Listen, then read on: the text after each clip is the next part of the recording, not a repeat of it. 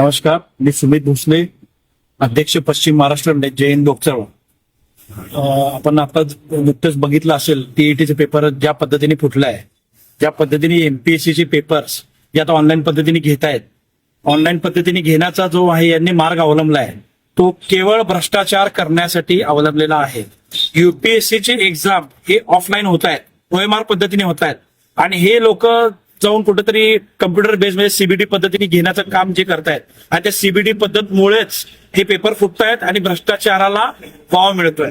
आज अनेक लाखो विद्यार्थी ह्या परीक्षेला बसतात, वर्षभर त्याचा अभ्यास करतात, वर्षभर मेहनत करतात, तर शेवटी जिंकतं कोण? तर भ्रष्टाचार जिंकतं. तर हे भ्रष्टाचार करणारे काही अधिकारी आहेत, काही राजकारणी लोक आहेत. या लोकांमुळं ही सिस्टीम भ्रष्ट होत चाललेली आहे आणि आपल्या विद्यार्थ्यांच्या भविष्यावरती खूप मोठा परिणाम होतोय. अनेक विद्यार्थी आत्महत्या करतायत. आपण जर देशाचंच भविष्य अंधारात घालायचं काम करत असेल तरी आम्हाला पद्धत नको आहे. तर हे विरोध करण्यासाठी आम्ही आज कलेक्टर साहेबांना निवेदन द्यायला आलो होतो. आमची एवढीच मागणी आहे, जी एमपीएससीची एक्झाम आता तुम्ही जी ऑनलाईन पद्धत डिक्लेअर केली आहे ती ऑनलाईन पद्धत न घेता जी पारंपरिक पद्धत आहे ओएमआर पद्धत तीच घेतली पाहिजे. आणि जे टीईटीची एक्झाम आहे ती सुद्धा ते म्हणतात की आयबीपीएसच्या पद्धतीने घेणार. जे आयबीपीएस केलं तरी शेवटी आज ती संस्था बदनामच आहे. जे मध्य प्रदेशमध्ये झालंय ते महाराष्ट्रात आम्हाला करायचं नाही.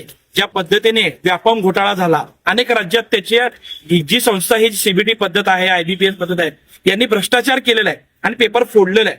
तर आम्हाला ती पद्धत नकोय. ओएमआर पद्धत अगदी योग्य आहे. युपीएससीची एक्झाम सुद्धा ओएमआर पद्धतीनेच घेतल्या जातात. बिहार असेल, उत्तर प्रदेश असेल, दिल्ली असेल, अनेक राज्यामध्ये ओएमआर पद्धत लागू आहे. तिथे कुठेही ऑनलाईन पद्धत नाहीये. हे कारण सांगतात की फास्ट पद्धत, लवकर निकाल लागतो. एमपीएससीने ओएमआर पद्धतीच्या अवलंब करून 22 दिवसात निकाल लावलाय. तो आजपर्यंत भारतात कोणी एवढा फास्ट निकाल लावलेला नाहीये. तर तीच पद्धत घेतली पाहिजे अशी आमची प्रमुख मागणी.